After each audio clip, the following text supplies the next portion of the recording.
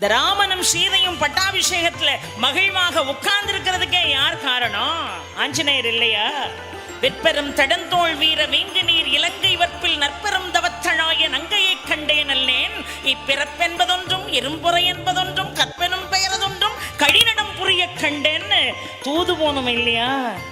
அவனை இப்ப என்ன செய்யணும்? மரண தண்டனை தான். என்ன செய்தார்? கண்களை மூடி ராமா ராமா ராமா ராமா.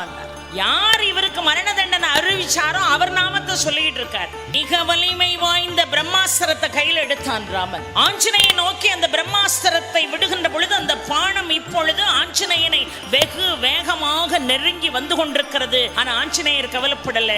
இடைவிடாமல் ராமா ராமா ராமா என்றார். ஊர் மழுங்கி போனது ராமனுடைய கையிலே பானம் இருந்த போதிலும். ராமன் பெரியவனா ராமன் நாமம் பெரியதா என்று கேட்டால் நாமி பெரியவனா நாமம் பெரியதா? நாமந்தான் பெரியது.